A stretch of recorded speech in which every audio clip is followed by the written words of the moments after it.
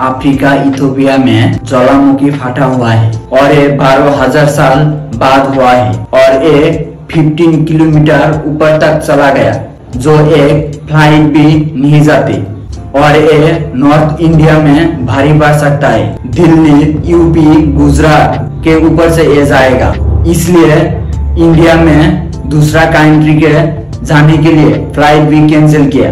Cancel इसलिए किया क्योंकि ज्वालामुखी का जो चीज है वो इंजन खराब कर सकता है, इसलिए कैंसिल किया। कुछ वीडियो आप लोग देख सकते हो।